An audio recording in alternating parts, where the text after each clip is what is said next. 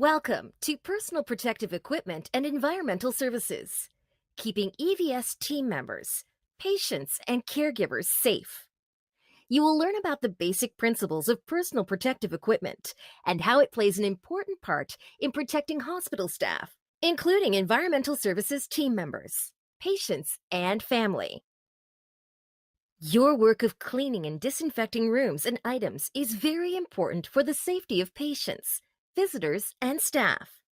As an EVS technician, you save lives.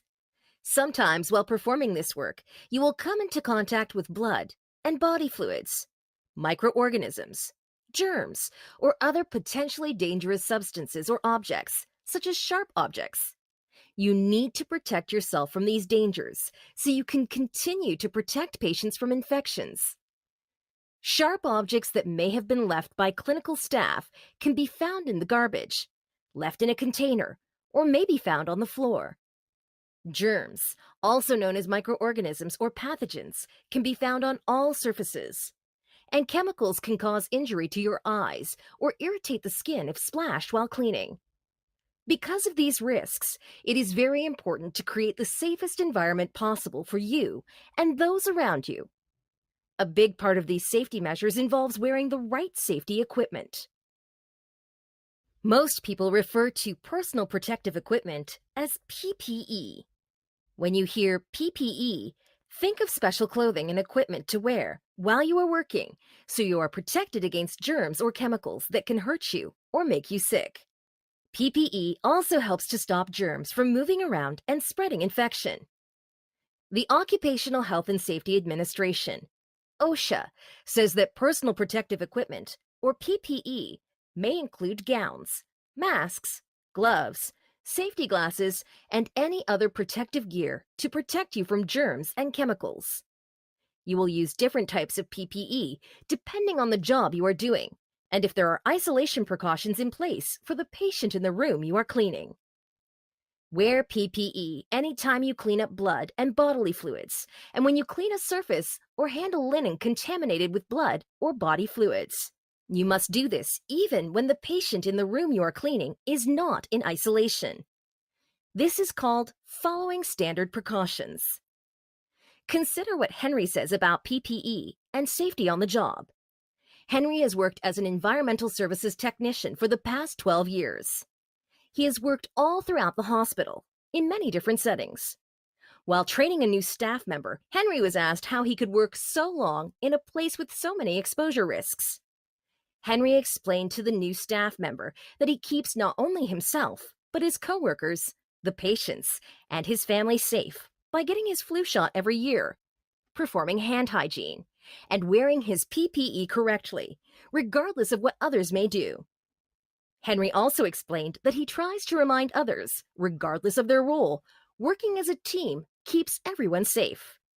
Remember, standard precautions are the basic steps you take to help stop the spread of potentially harmful germs that can lead to infection and cause disease. These precautions protect patients, families, healthcare workers, and yourself from infection. There are many different types of PPE for EVS technicians. Goggles or eyewear are worn to protect your eyes when there is a risk of splash from blood, bodily fluids, and chemicals.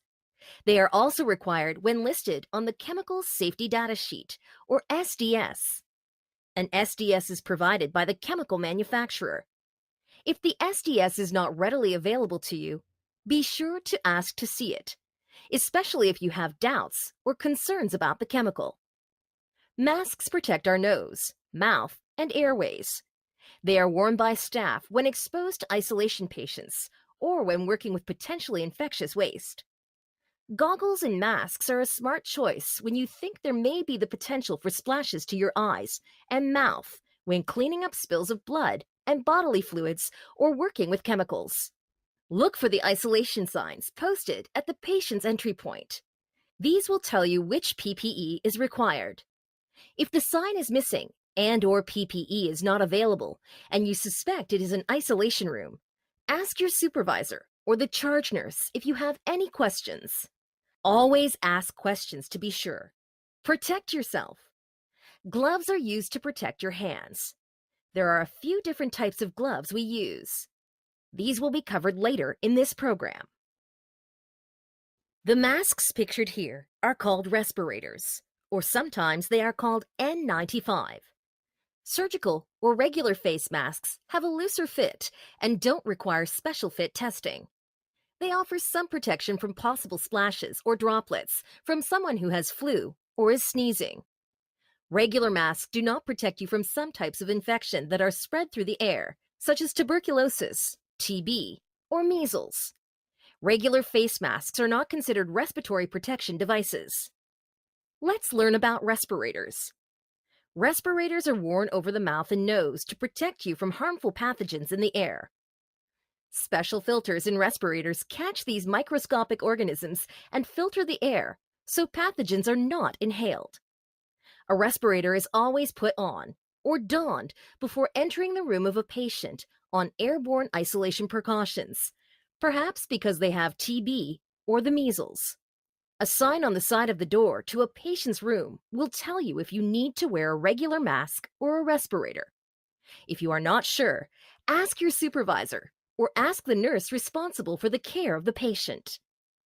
Gowns or aprons are worn to protect your skin and clothing from possible splashes or contact with pathogens and chemicals.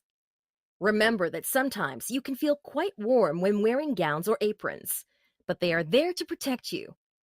Please do not remove them until work with that patient has been completed and you are exiting the room. Face shields protect more of your face than regular masks. They cover your mouth, nose, and eyes. They are worn when there is any risk of splashing of body fluids, blood, or chemicals to those areas. Your hands do all your work. Because they are so busy, they are also easily exposed to, carry, and transfer germs. Gloves are worn to protect your hands anytime you are performing your work duties. The gloves you will use in your facility are typically disposable exam gloves, meaning that they are used for a specific time and purpose, must be thrown away after this use, and not reused. You should wear these while cleaning and disinfecting to protect your hands from chemicals and other harmful substances. Use a new pair of gloves for each room. If there is more than one patient in a room, please use a new pair of disposable gloves when cleaning and disinfecting each patient's area, furniture, and bed. Change gloves for each new patient. Discard the gloves after cleaning each room. Never wash disposable gloves. Do not use them from room to room. Avoid touching your face with contaminated gloves. Remember to perform hand hygiene after removing and discarding gloves. It is not enough to use gloves. You must use them correctly. When you use gloves correctly, you go a long way in protecting yourself and those around you. These are the do's and don'ts for you to follow, so you are using gloves correctly. Do not wear gloves between patient rooms.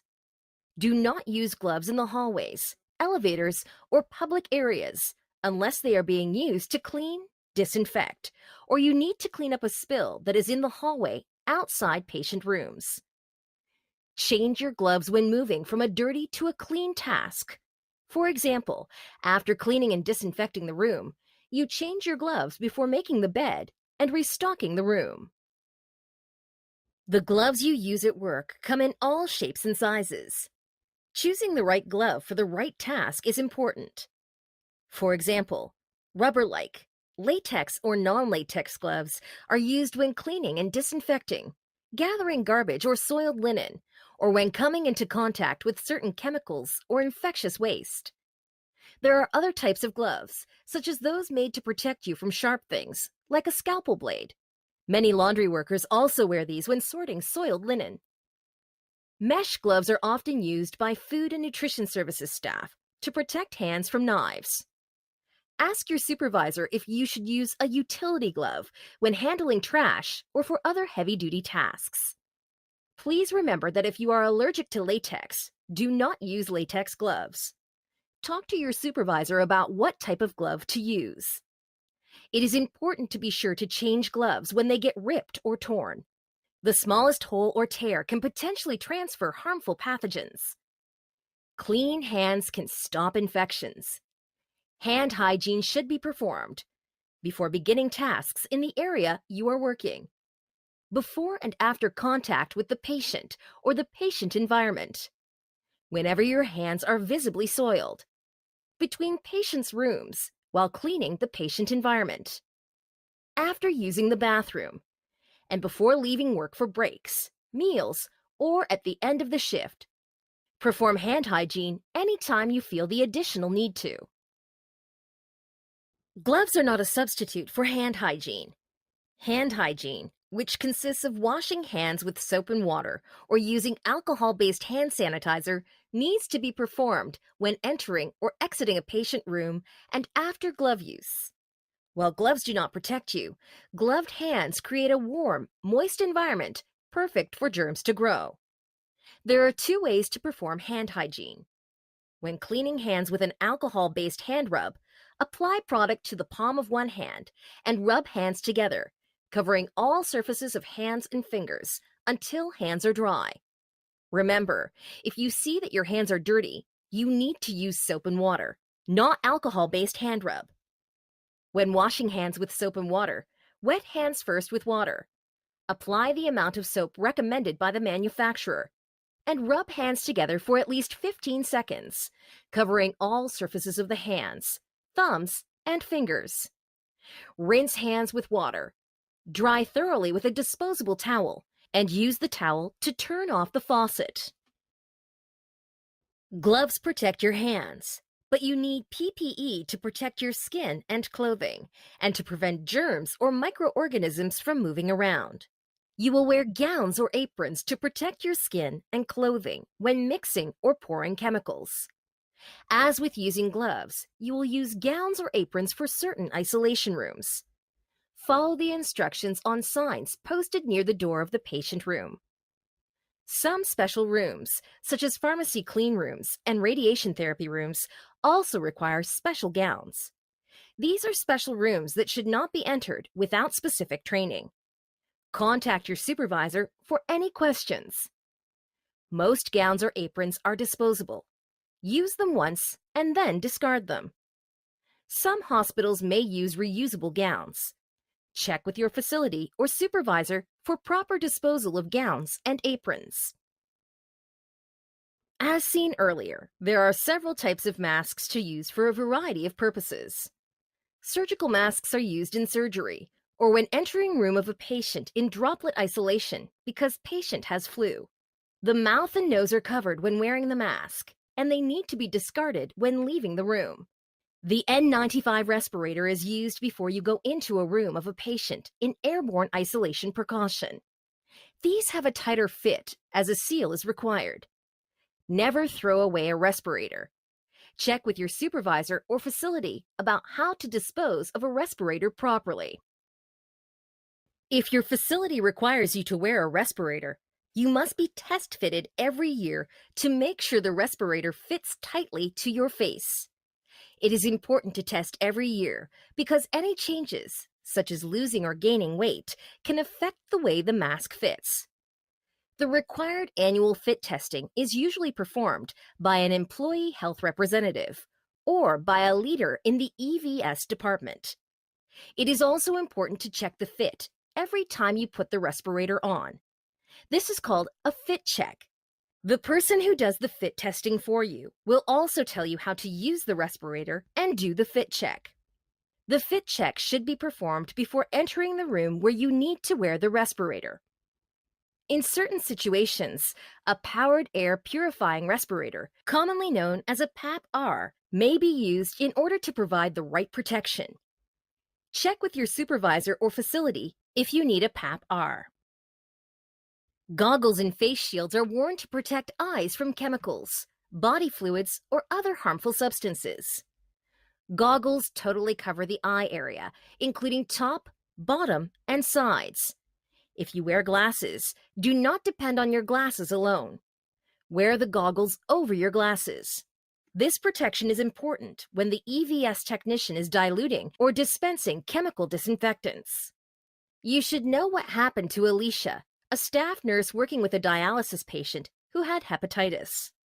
When dialysis was finished, she went to pour out the fluid, and the fluid splashed up into her eyes. She thought the eyeglasses she was wearing kept her safe, but she was exposed to hepatitis and had painful burns to both eyes. After extensive testing and treatment for her burns, Alicia was fully recovered, and she never skipped using goggles again. Face shields are made to protect the entire face from potential splashes. Another product that may be used at times are masks with attached face shields. These are good to use with potential splashes in contact isolation rooms. PPE is worn in many situations, including when mixing, diluting, or dispensing chemicals. It is important to pay attention to the Safety Data Sheet, SDS, to know which PPE to use. If you are asked to clean a chemical spill, notify your supervisor immediately to make sure proper protocols are followed and you are not placing yourself at risk. When cleaning blood or body fluid spills, while clinical staff are usually the ones to clean up the bulk of the waste, it is important to use the right protection when disinfecting after the initial cleanup. When entering and cleaning isolation rooms, pay attention to the sign in the entry. If there is no sign but you notice other staff members wearing PPE, do not be afraid to ask if it is an isolation room and remind the nurse an isolation sign should be placed. Wear the appropriate PPE when cleaning special areas, such as the surgical areas or the pharmacy clean room. If no PPE is available, do not enter the room until it is.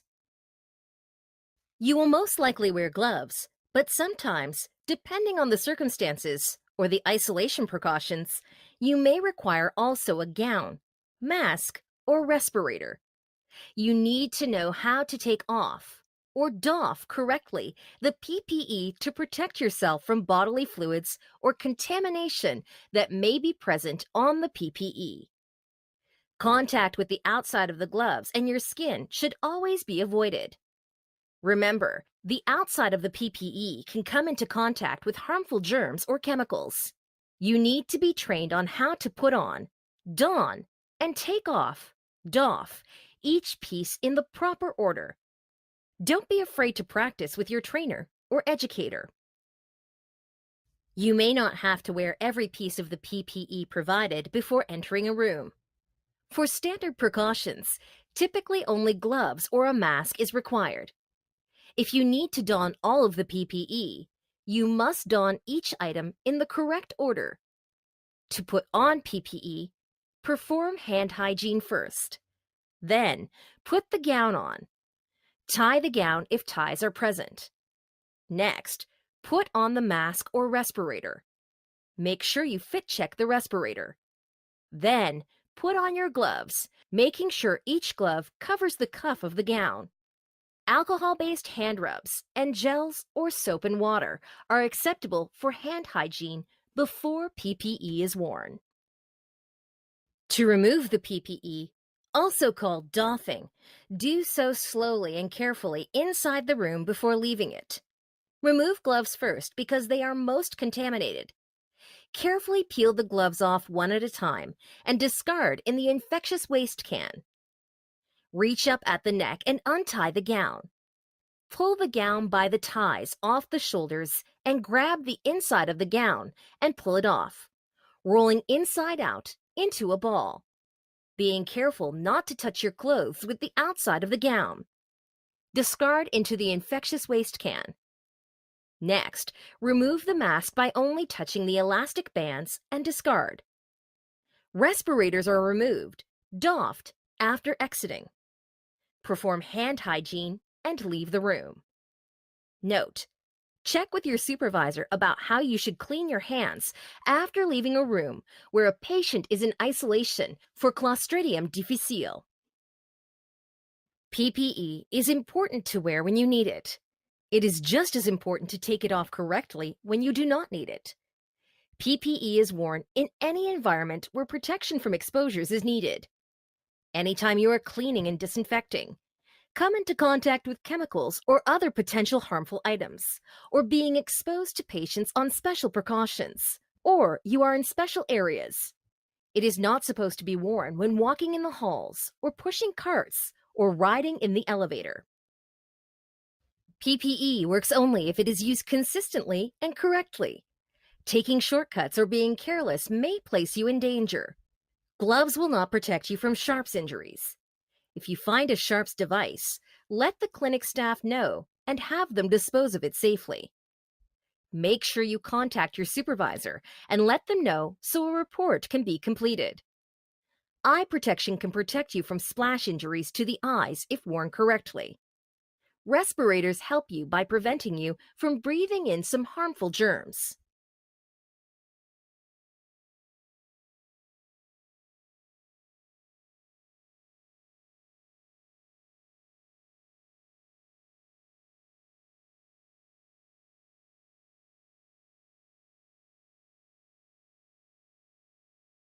EVS technicians have an important job. You are saving lives by preventing the spread of harmful pathogens and helping patients to heal in a clean, safe environment. You can protect yourself by wearing PPE correctly and by performing proper hand hygiene. Don and doff the PPE correctly. Wear it only when needed and remove it when you don't. By protecting yourself and staying healthy, you help patients stay safe and get quality care.